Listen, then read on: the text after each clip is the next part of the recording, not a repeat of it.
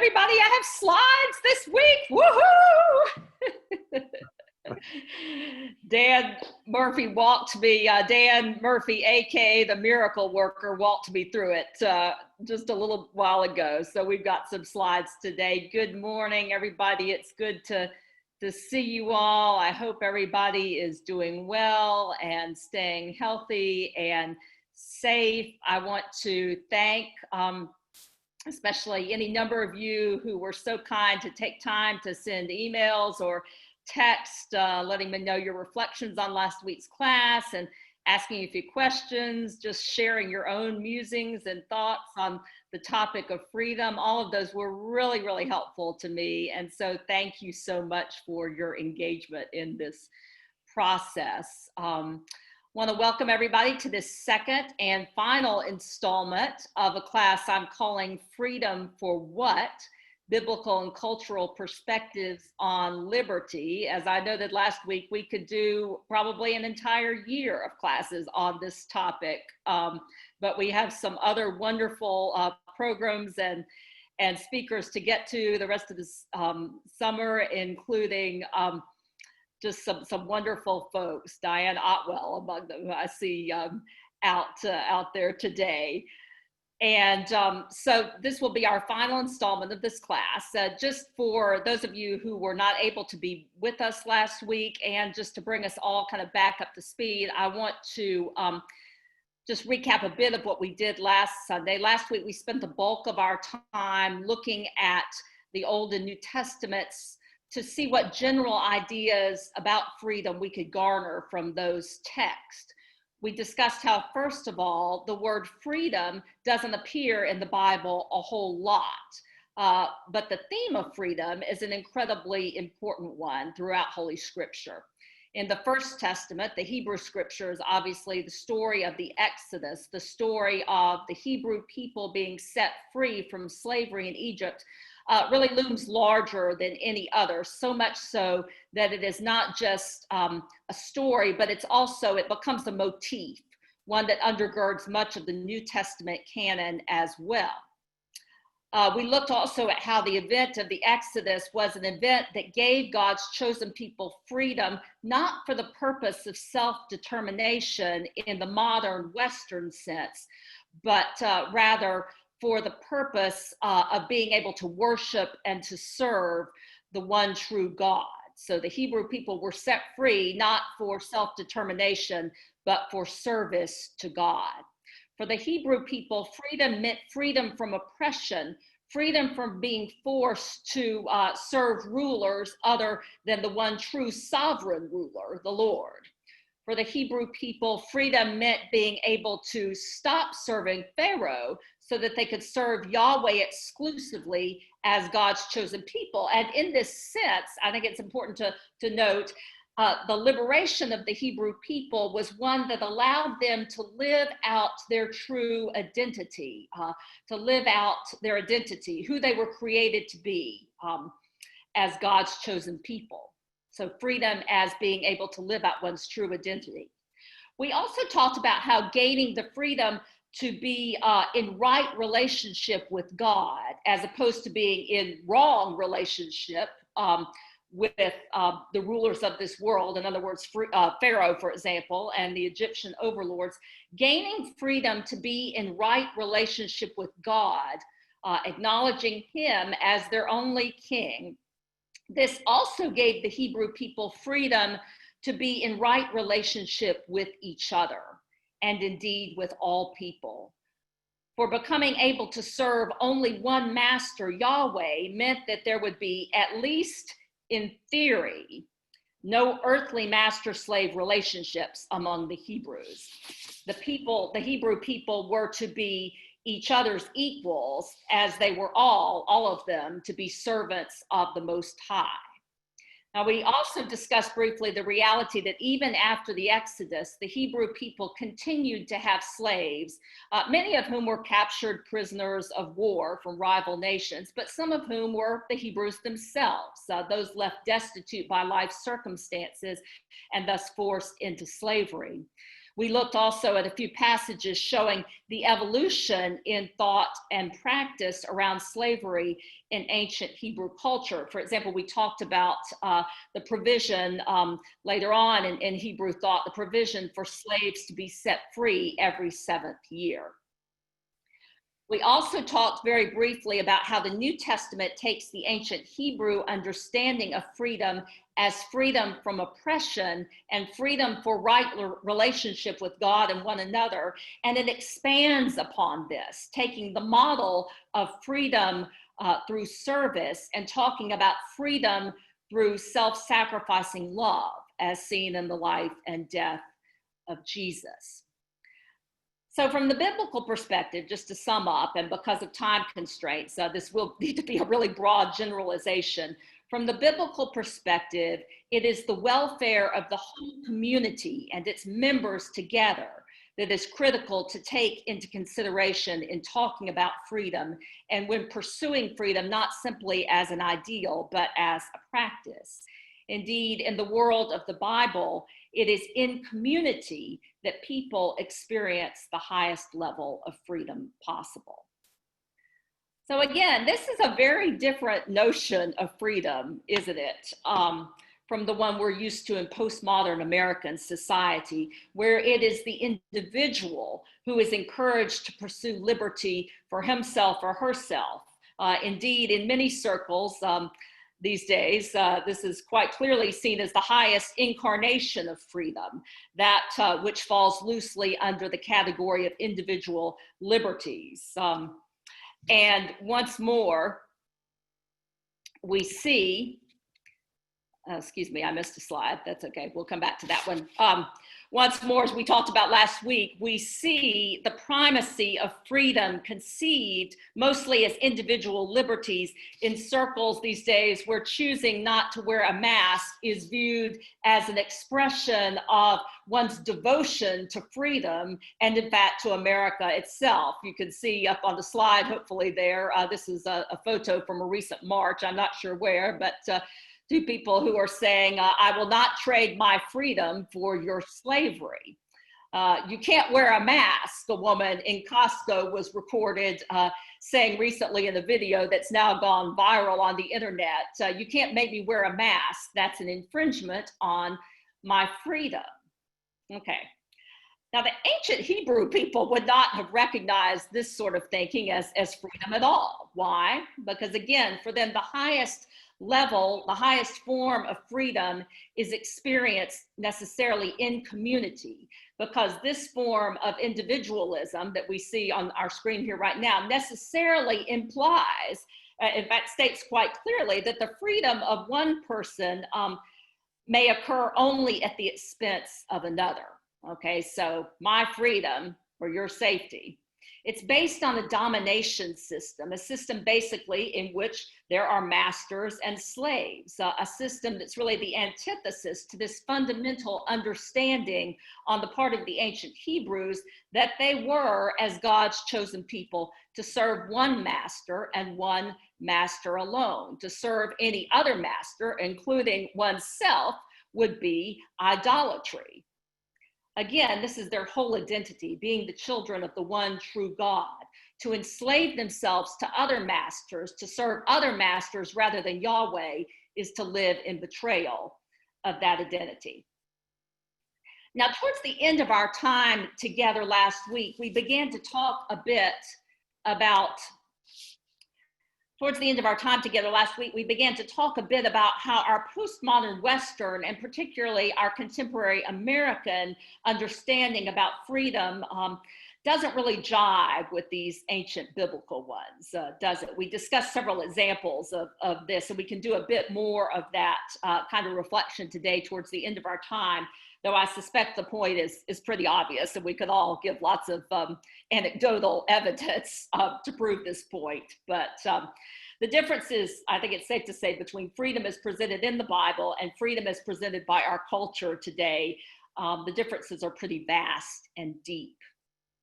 Okay, so what I want to invite us to look at today, in light of this clear discrepancy between the models of freedom held up for us by the society in which we live and the teachings of these sacred scriptures that to which we give authority as those who are trying to follow Jesus.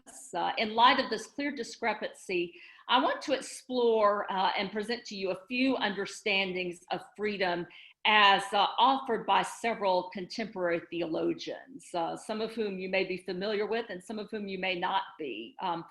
These are understandings, as I think you'll see, that don't necessarily try to bridge the gap, as it were, between postmodern secular understandings of freedom and the ancient biblical ones. It's safe to say, in fact, I think that these theologians all pretty resoundingly reject the rampant individualism and domination and competition that are implied in what are our most widely accepted cultural Western understandings of freedom these days.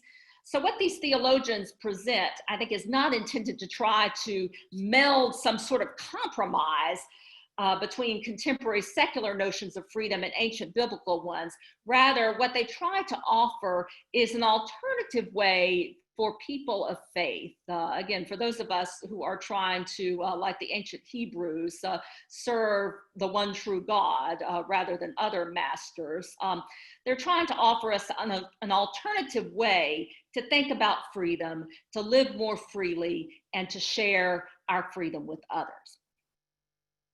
Now, the first theologian I want to look at is one I mentioned briefly last Sunday, and I've found out, I don't know if, I can't tell if Ian Bond is on or not, but Ian sent me a DM saying that he's a great fan of Jürgen Moltmann. So I'm so glad to hear that, because if you're not aware of Jürgen Moltmann, he was a great German Reformed theologian who certainly one of the top, if not perhaps for many people, the top theologian of the last quarter of the 20th century. He taught at the University of Tübingen, which is a great institute for the study of theology in Germany. And he's retired now, but he's still living. I believe he's somewhere in his 90s, and he has been very prolific in his writings. If you're interested in reading something of his, which I highly recommend, he's just really fabulous. I think a good book to start with might be one called Jesus Christ for Today. And I'm sorry, I didn't put this up on the slides, but Jesus Christ for Today gives a really nice overview of Moltmann's basic theology. And it's also a quite accessible read. Anyway, Moltmann, in his writings, is very concerned that freedom in contemporary society is seen largely as something that results from the struggle for power. According to Moltmann, those who achieve freedom, ergo masters of the universe, as it were, literally win their freedom by dominating others, ergo servants or slaves, which is most people in this worldview.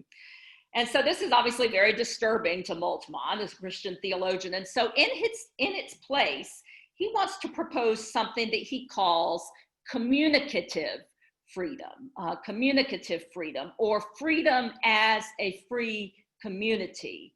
And again, this is as opposed to the highly individualistic nature of freedom as understood by the domination or competitive model. Communicative freedom is freedom that is based on a shared life, a life shared by members of a community, a shared life in which one person's freedom is not constricted by the freedom of another, but in which freedom is achieved through mutual love and solidarity. Sounds pretty biblical, doesn't it?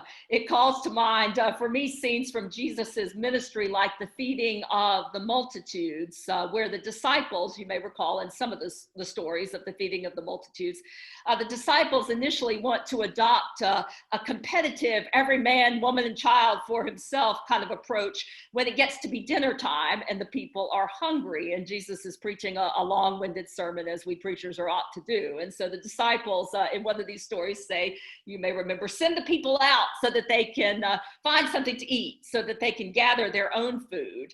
And I love the thinking about what might have really happened or been going on in the backdrop. And I can just imagine that there are a couple of uber competitive sorts standing on the outskirts of the crowd, and they're already starting to make a break when the disciples tell Jesus, send the people out for food. These couple of uber competitive individuals are already starting to make a break for the nearest 7-Eleven so that they can buy up the whole lot of beef jerky and then sell it to the prophet.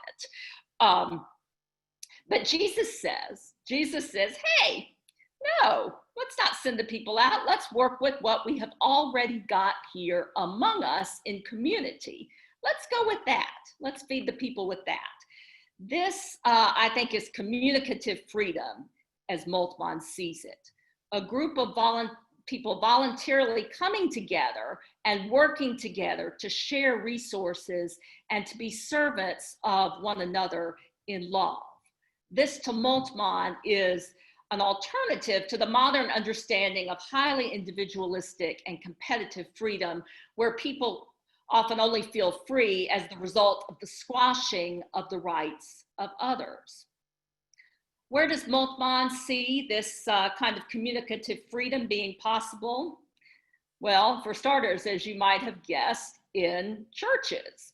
Churches, at their best, if you think about it, are communities of voluntary association where people come together to share various types of resources, to pursue a common good, and to serve one another in love.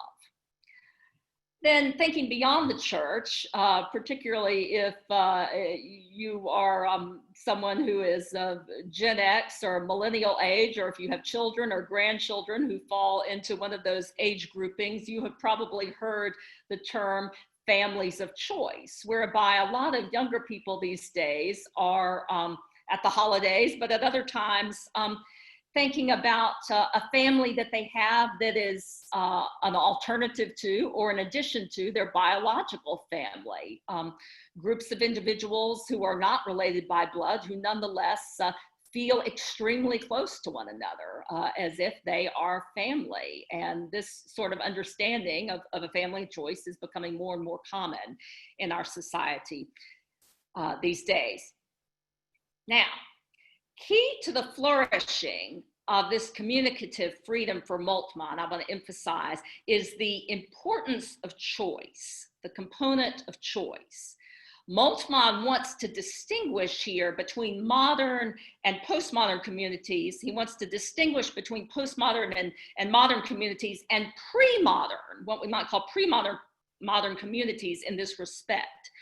Pre-modern communities, for example, say tribal societies, were not formed voluntarily. You were born into the community and you stayed in the community until your death.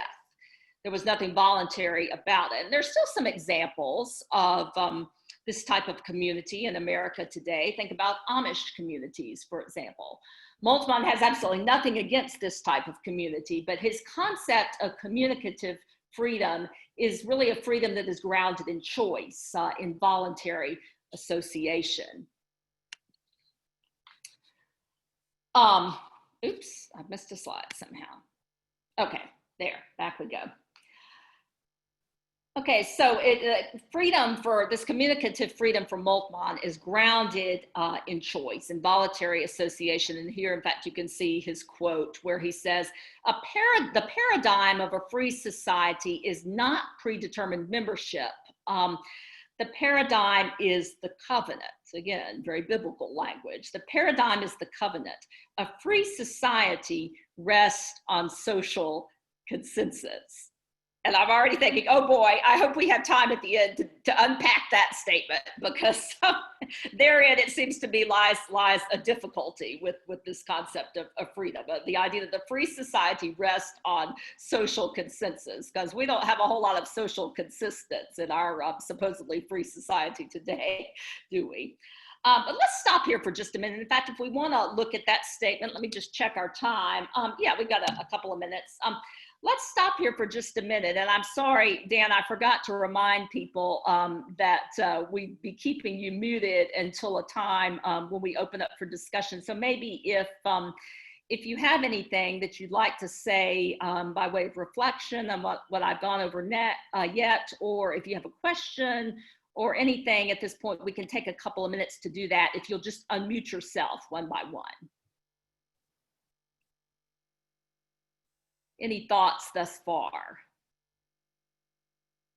Or any questions about this idea of communicative freedom as opposed to, yes. She didn't unmute herself. I see, Kathy, are you unmuted? Yes, ma'am. Oh, thank you. But I was looking at Mary. She still had her mute on and she had a question. Oh, Mary, have you? Yes. Hey, I wanted to comment on a book that I have. It's a huge tome and I've not read the whole thing, but there's a book by a historian called Liberty and Freedom, and it's about the history in America. This paragraph I thought was really interesting. He sets up saying that liberty meant separation, freedom implied connection. So just as this. A person with libertas in Rome or eleutheria in ancient Greece had been granted some degree of autonomy, unlike a slave. A person who had Freiheit in Northern Europe or Amaragi in southern Mesopotamia was united by kinship or affection to a tribe or family of free people, unlike a slave.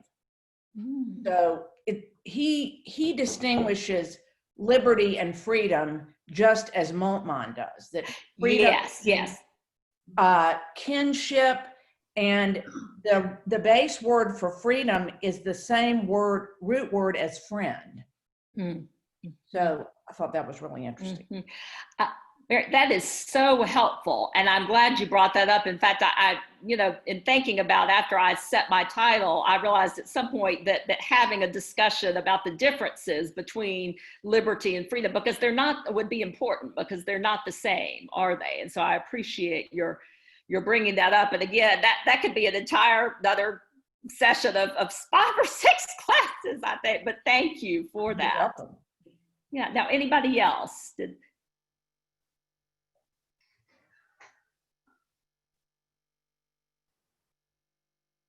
Okay, well, I want to introduce, let's see if we have time for this. Yeah, maybe just a couple of minutes too. And again, feel free to unmute yourself and respond to this if you'd like. I wonder if anyone sees any particular challenges or difficulties with Moltmann's concept of communicative freedom, where we achieve freedom by associating, coming into voluntary association in a community of sharing and love and self-sacrifice, as opposed to the more pre-modern concept of society being made up of mostly people who were together necessarily. Not by voluntary association. I wonder, for example, in the concept of communicative freedom, I wonder about those who are left out.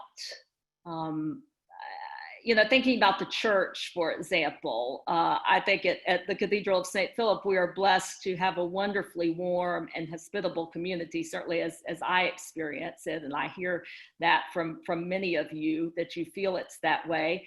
But I wonder, within the paradigm of communicative freedom, what is done when there are people who do not find it easy to come into voluntary association, or who are not welcomed into community. I wonder also what Moltmann might say about the relationships that we all have that are not chosen.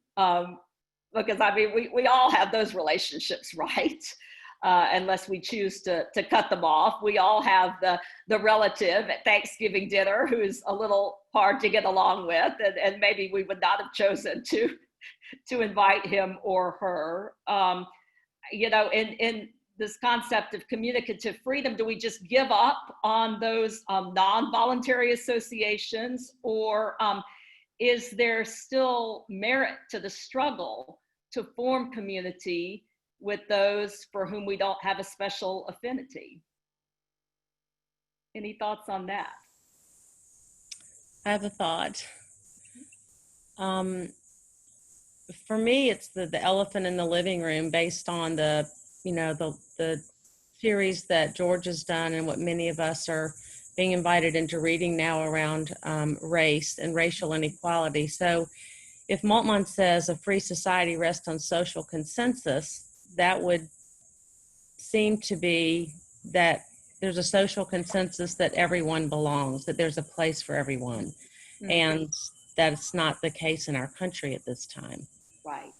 Right, absolutely. So we would need to start with the assumption, as I think the ancient Hebrews were working towards, at least, and did have in many ways, the assumption that everyone belonged, that everyone was a child of God. And certainly this is what we say in our baptismal covenant, in our tradition. Each time we renew our baptismal vows, this is what we're saying, that everyone has dignity as a human being. Everyone is God's child. Everyone belongs. But I think you're quite right. And I'm sorry, I can't see everyone. Who was that? Who said that? This is Barbara Pendergrass. Oh, hi, Barbara. Hi. Yeah. Thank you for that. Absolutely. That premise is certainly not present, sadly, in our culture right now. I don't think that we have a societal shared understanding that everyone belongs. Yeah. So thank you for bringing that up. Anything else you want to say about that, or anyone else's response to that?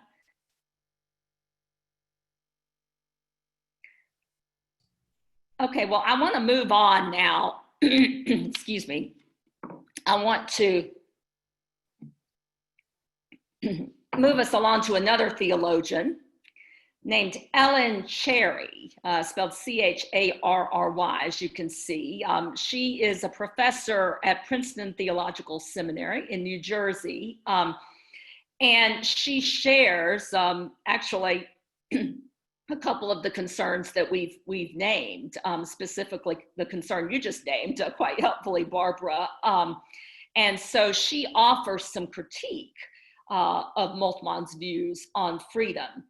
And her most basic understanding is that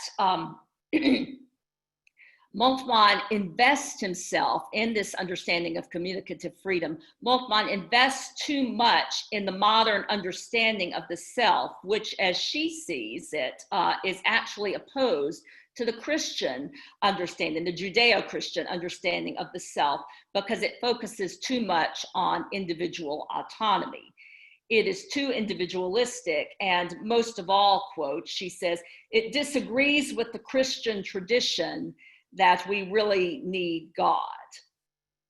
Moltmann, in his discussion of free communities, doesn't want to insist explicitly that the values that draw communities together in freedom need to be based on an appeal to any sort of higher power. Here he's perhaps reflecting a concern among many contemporary thinkers, contemporary secular thinkers, that and religious thinkers as well, that the concept of God can be inherently limiting of human freedom.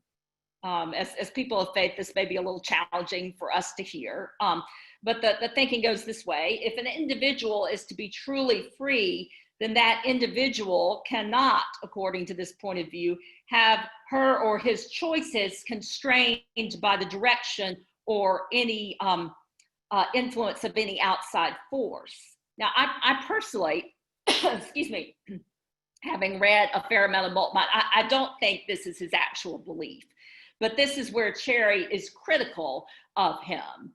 For Cherry, one of her main thrusts in her work is that the active participation of God in human existence is critical. I think would consider herself a systematic theologian, and this is really the basis of her system of theology, that the active participation of God in human existence is critical. And so it is critical to human freedom because, again, very much like the ancient Hebrew view, acknowledging the supremacy of God helps protect against the exploitation of humans by other humans. Because if God is the supreme ruler, there can be no real other rulers to take away people's freedom, at least ideologically speaking.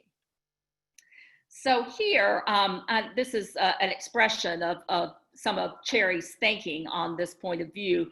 She says, by turning from confidence in God to confidence in itself alone, the secular self proves to be quite alone.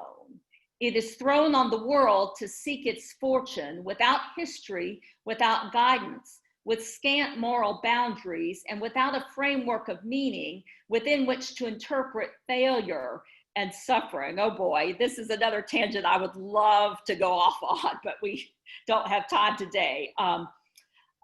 God and the understanding of God's active participation in our lives, providing a framework within which we can make meaning out of our failure and our suffering. The modern self, Cherry says, is discouraged from supporting social and political life, for these necessarily place limits on the self and demand compromise, self-restraint, and even self-sacrifice that are no longer supported by the culture. Freedom, self-sufficiency, and an expectation of happiness render it anomic, immoral, asocial, and alone. Having no access to God, sin, and grace, it has only itself to confide in or worry about. Families and bonds of community cannot be sustained on this highly individualistic and morally vacuous basis. Okay, if any of this has intrigued you, I want to recommend a book that's actually not a theological book, and it's not by Ellen Cherry, but just briefly, a book that I read some years ago by a man named Peter Lovenheim, that's Lovenheim, and it's called In the Neighborhood, The Search for Community on an American Street, One Sleepover at a Time. In the Neighborhood, The Search for Community on an American Street, One Sleepover at a Time by Peter Lovenheim. This is a book, if you're interested in getting at this topic that Cherry addresses here of the need for God to help take us out of ourselves. While he doesn't speak, a lot specifically about God. In fact, I can't remember. He may be a secular Jew, if I remember correctly, but he, as the result of a tragic incident in his neighborhood, begins to try to create some of what Moltmann, I think, would call communicative freedom within his own neighborhood with differing sort of outcomes and results. But it's a wonderful story. It's a sociological story with a lot of wonderful narratives and anecdotes that I just enjoyed enormously when I read it several years ago. And in fact, at some point, I'd love to do a book discussion of it at the cathedral. And this book, I mention it because it really, I think, bears out this whole notion that somehow our contemporary Western understanding of what constitutes freedom does not leave enough room for the voluntary practice of self-sacrifice, or maybe leave enough room is not the right phrase. I think it's probably really is, as Cherry says, that it does not offer enough support or encouragement for the practice of voluntary self-sacrifice. And witness, again, the great mask debate. On the one hand, you do hear an appeal to the public now to wear masks in order to help protect the most vulnerable. You do hear this increasingly as the pandemic worsens in this country. On the opposite end of the stick, though, you still hear this constant pushback from those who seem concerned only about how mask wearing will get in the way of their personal freedom. Here we've got a man recently demonstrating that he is selfish and proud, that he will not wear a mask. I actually saw a quote the other day from a woman with a degree in nursing. She no longer apparently works in healthcare, but her background is in nursing. And she was saying that she wasn't going to get concerned about wearing a mask herself until the death rate from COVID-19 gets to be at least 10%. So, you know, I think there's plenty of anecdotal evidence out there these days to support Sherry's argument that for a society to be truly free, there needs to be some sort of an appeal to a higher power, whether we understand and call that higher power God or call it morality or whatever we might call it. Otherwise, individuals, I think, are always going to be inclined toward this highly individualistic, highly competitive model of freedom that basically says those who are the most free are those who are the most powerful, those who have the most wealth, those who are best able to dominate others. There seems to me to have to be some sort of guardrail against this that motivates people towards altruism. Again, whether we call that power God or we call it secular humanism or basic good values. Now, this viewpoint really does contrast, again, with the modern Western approach that sees an appeal to a higher power as being inherently restrictive of human freedom. I mentioned that just a few minutes ago. Why? Well, because if the individual and his or her own desires are seen as the ultimate measure of one's liberty, then any outside agent, including God, could present a challenge to that. You'll recall the biblical objection to this notion, which can really be summed up, as I mentioned last week, by that famous phrase from the Book of Common Prayers, collect for peace, that phrase that describes God as one in whose service is perfect freedom. God, again, being the ruler who sets people free from the domination of all earthly rulers. Okay, I'm going to stop here for a minute before we get to our last theologian and ask if there are any reflections, or I'm going to move on beyond this man, selfish and proud, because we don't need to give that any more attention. We're moving on to another theologian in a minute, but before we do that, let's see, we have about 12 more minutes. Before we do that, I wonder if there are any wonderings or reflections or reactions to just sort of the cursory introduction I've given you to Ellen Cherry's thoughts on freedom and the need for God to be a component of any understanding of human freedom.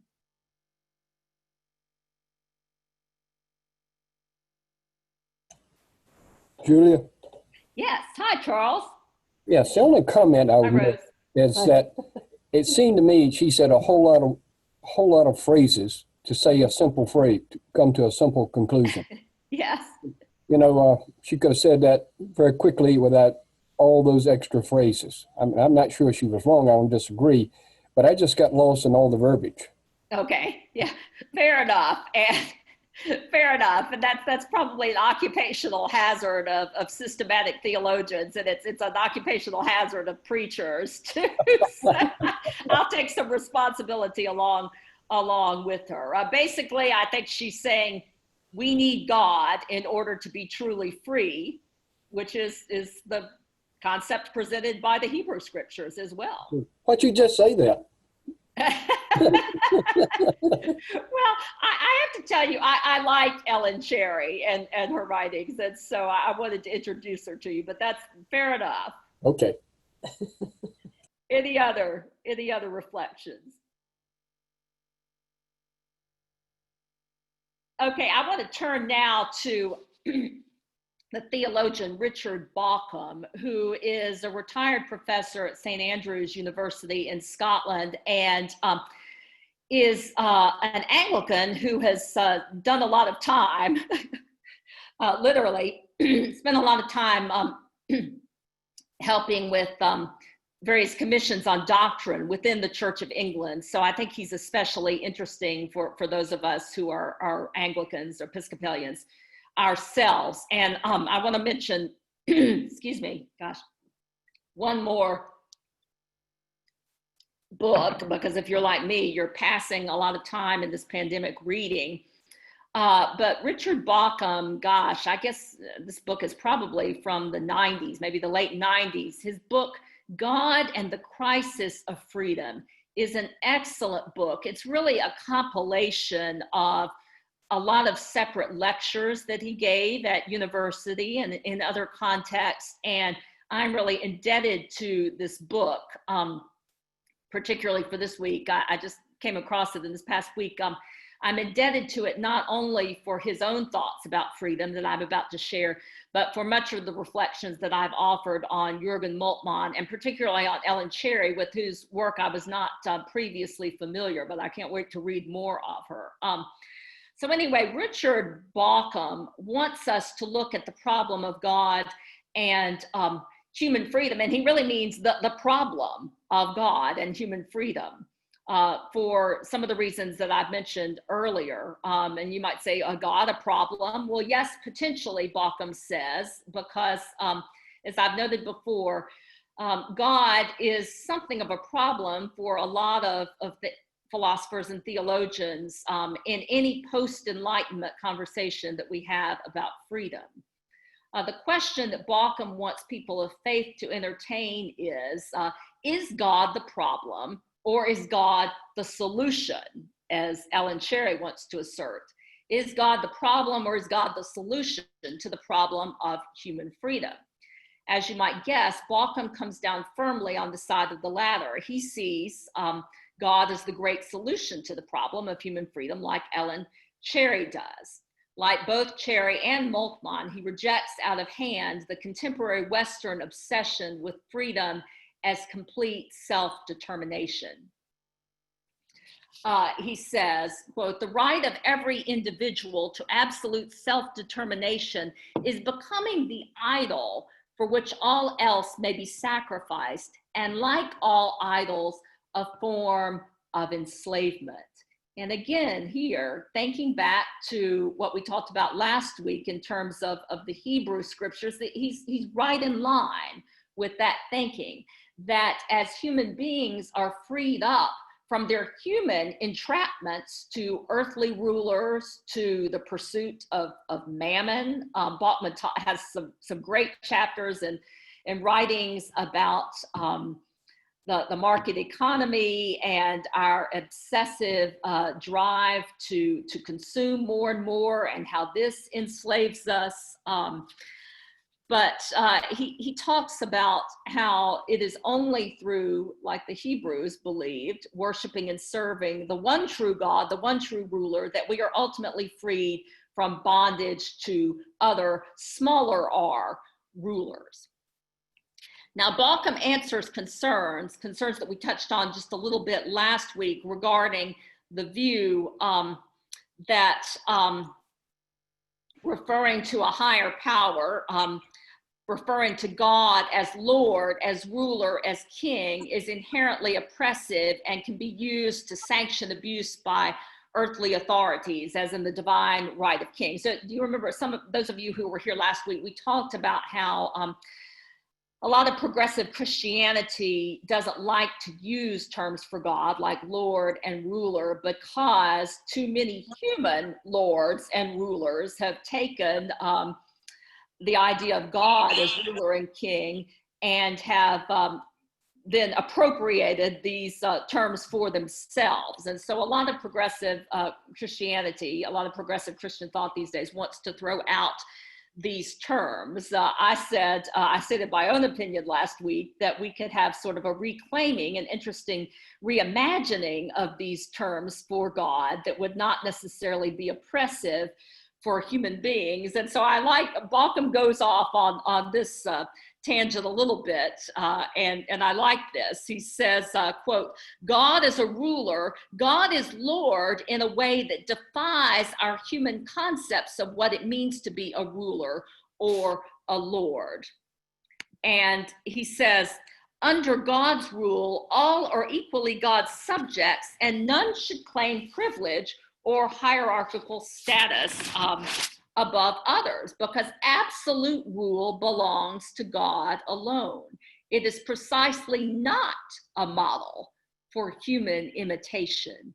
Acknowledging God's role as king, ruler, and Lord of all can indeed be significantly liberating in that it relativizes all human authority. And I want to open this up for discussion. But first, I'm going to remind us that maybe not all of us would want all human authority to be relativized, especially those of us who are parents or grandparents or godparents or neighbors of small children.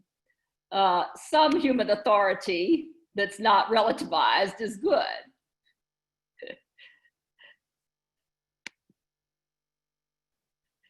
These are pictures. There's been a contest apparently during the pandemonium online among some parents to see who can come up with the most dramatic toddler meltdowns as we go about life in this pandemic. I told her she couldn't go inside the dishwasher.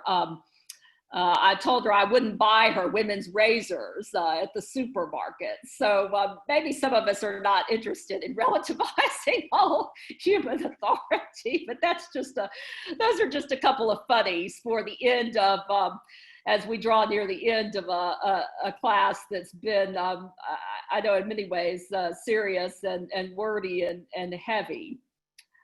Okay. Why don't I'd like to open it up to any thoughts, particularly, I'd love to hear if Multimon and Sherry and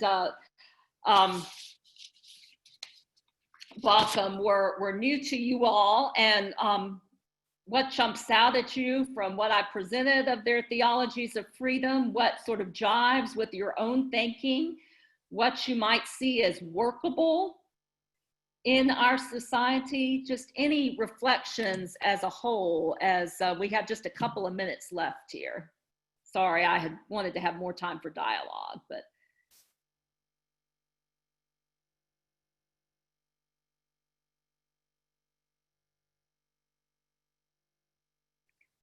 Any thoughts on how we as followers of Jesus, as people deliberately seeking to operate out of the Judeo-Christian context, might work towards a freer society, in a society that does not understand freedom in the same way that our religious tradition does?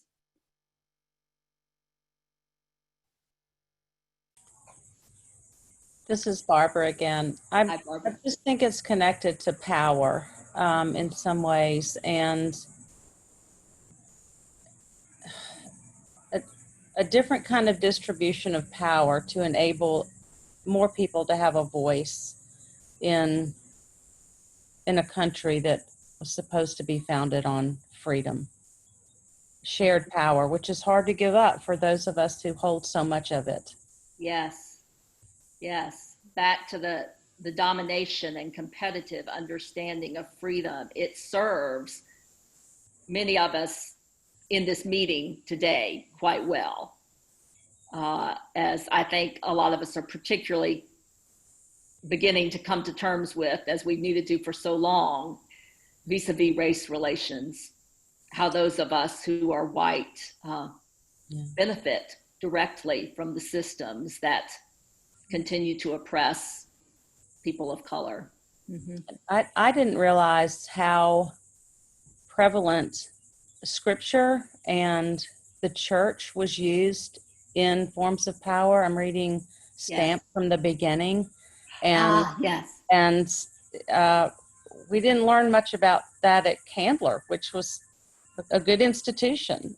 Right. But I feel like there's a whole nother narrative out there that I've been pretty unaware of, in the depths in which the church participated, and leaders of the church participated in abusing their power to overpower others.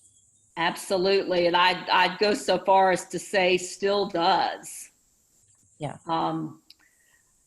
Still does. Yeah, that's something we really haven't looked at a whole lot, but we need to look at it more. I'm so grateful, again, just in the arena of race relations alone, that we have the Absalom Jones Center here in Atlanta, and that with the work of Dr. Catherine Meeks and others there, we have wonderful resources for taking on that very issue. Thank you for that. Others? Julia, this is Yes, hi Kathy. Kathy. I've been reading White Fragility, which is very eye-opening, but I enjoyed the bishop in one of his talks said, use your white privilege for good. Don't feel bad about it at this point, but okay, what can I do to change things using my power? And, you know, I thought that was excellent, that I need to use what I have to make things better, like at the helping Catherine Meeks with her work there and doing my little bit, because if we all put our little bits together, it adds up. Absolutely. Yes, using your freedom for. I mean, that's a whole nother piece we really didn't get into in these two classes, the different freedom for, freedom from, freedom to, different types of freedom and how we can use it. Anybody else? Maybe a last comment, and I know we need to get off because some of us have the 11:15 service to join in.